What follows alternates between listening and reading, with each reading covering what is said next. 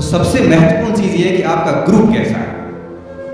अगर आपका ग्रुप ठीक नहीं है तो मेरे विद्यार्थियों एक बात ध्यान रखना, जितना हो सकता है उस धीरे धीरे उस ग्रुप को छोड़िए। आप नौकरी वगैरह सब बाद में सोचना, सबसे पहली चीज है कि आपके आसपास के लोग कैसे हैं, आप कैसे लोगों के साथ में घूम रहे हो, कैसे लोगों के साथ में उठ बैठ रहे हो। मेरी अगर बात करूं, मुझे राजपूत स्कूल में निष्कासित किया गया क्योंकि बदमाश था, ग्रुप थोड़ा ठीक नहीं था। सेकेंड ईयर की बात कर रहा हूं मैं।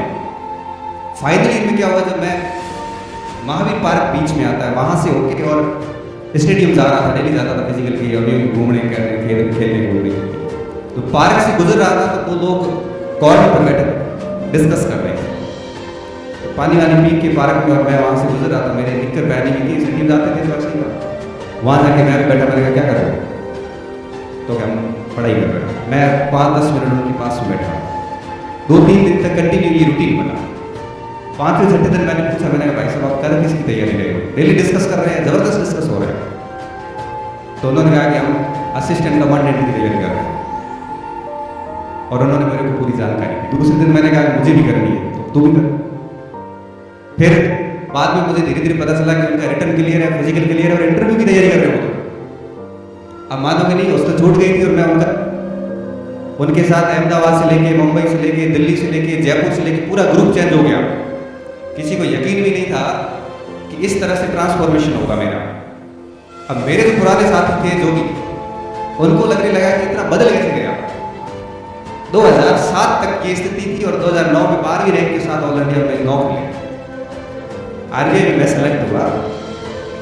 मेरे गांव से लेके, मेरे मित्रों से लेके किसी को विश्वास नहीं था कि 10वीं में 49% एग्जैक्ट एक नंबर ना ज्यादा रखता हूं बनाने वाला, अगर सेंट्रल गवर्नमेंट में बिना किसी कोचिंग के, अंग्रेजी आती नहीं थी, मैथ की कमजोर थी, उसके बावजूद इकोनॉमिक्स का पेपर देके अगर पास होता है तो आप समझ सकते हो कि संगति का कितना असर होता है।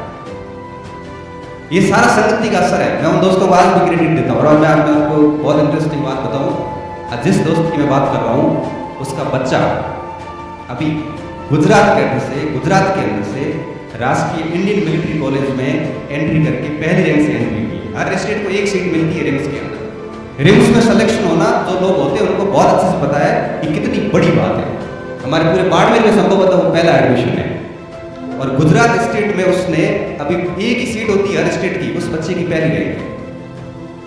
उसके पिताजी जो मेरे बहुत अच्छे मित्र आज भी मुझे गाइड करते रहते हैं कि कहाँ गलती कर रहे हो आप। तो कहने का मतलब है कि आप किस जगह जाने वाला हो ये तय हो जाता है कि आपका ग्रुप कैसा है। तो मैं सभी विद्यार्थियों से यही कहूँगा, आप सभी से, कि अपना ग्रुप बढ़िया रखिए। सबसे पहला काम तो आप ये कीजिए। ये टारगेट छोड़िए कि मुझे आईएएस बनना है कि आरएस बनना है, ये तो आप सब छोड़ दो। क्यों? क्योंकि आप अभी सोच के जाओगे कि नहीं मैं कलेक्टर बनूंगा, और उम्मीदें जब टूटती है तो व्यक्ति समझ नहीं पाता वापस। इसलिए मेरा ये मानना है कि हमें ऐसे टारगेट लेके आगे, और वहां अगर आप फेल हो गए तो 5 साल वापस दूसरी वैकेंसी नहीं आएगी, तब तक आप क्या करोगे, फिर दूसरी वैकेंसी की तैयारी करोगे। अभी मेरे पास एक बहुत अच्छा प्रश्न आया, यहाँ ग्रुप में से आया, बच्चों में से, कितना बढ़िया प्रश्न किया कि ज्यादातर विद्यार्थी प्रतिस्पर्धा की वास्तविक स्थिति को समझ नहीं रहे हैं। जो परीक्षा सबसे नजदीक होती है उसकी मौसमी तैयारी करके असफल हो जाते हैं। फिर आगे लिखा है, वे एकनिष्ठ भाव से एक परीक्षा की तैयारी करने की बजाय फॉर्म पर फॉर्म भरवाने से ज्यादा रुचि रखते हैं। ऐसे में इन अभ्यर्थियों को क्या करना चाहिए? ये बात मैं आपको फिर बताऊं। जब मैं कॉलेज में पढ़ा रहा था तो कुछ बच्चे लेट आए। मैंने कहा लेट क्यों आ रहा है? तो सर हम पुलिस की कोचिंग कर रहे हैं।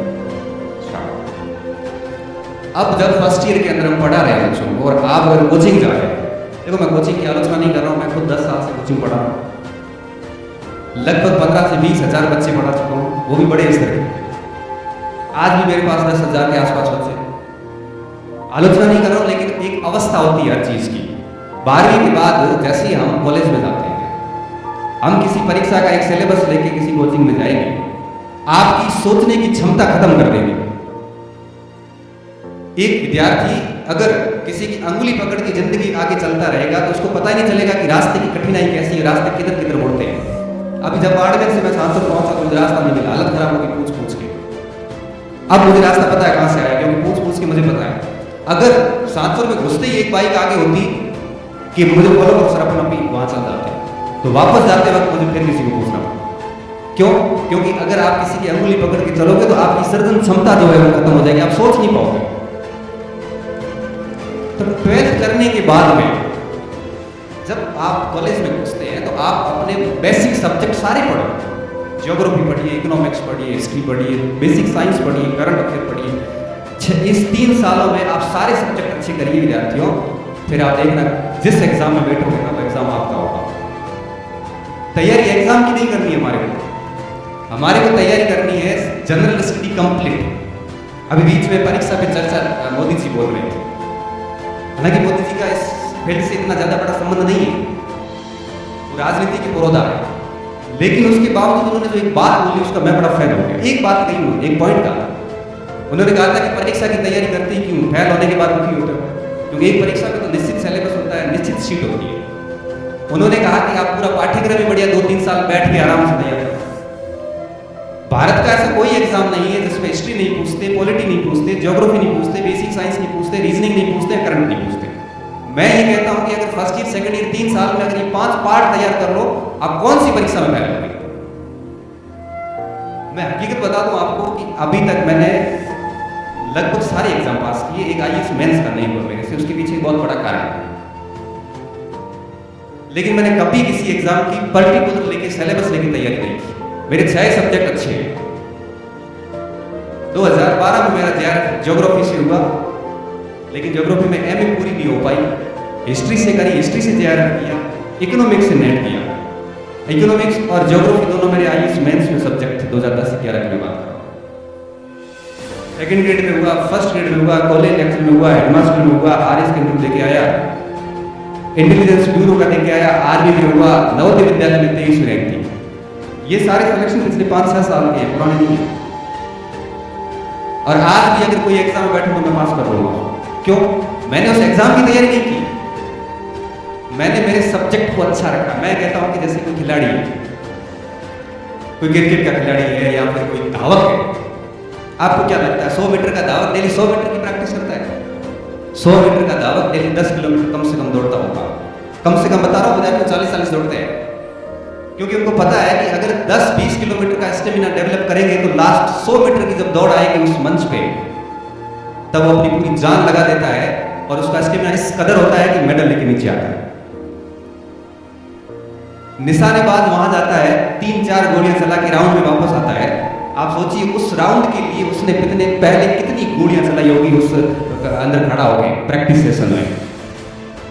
एक बॉलर जो 10 ओवर फेंकता है क्रिकेट मैदान में, आप सोचिए कि अभ्यास सत्र में उससे कितनी गेंदें फुकवाई गई है कोच के द्वारा। वो क्या 6 बॉल की तैयारी करके जाएगा? नहीं।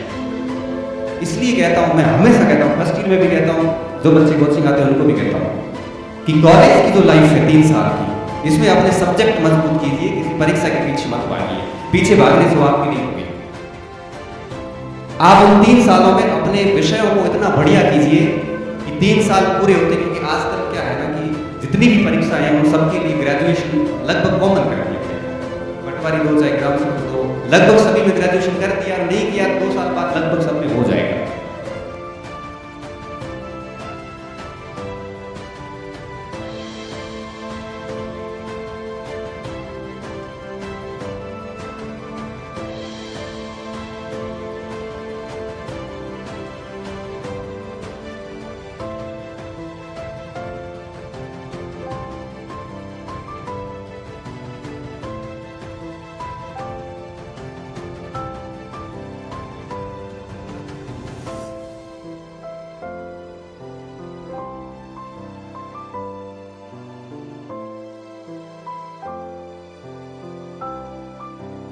you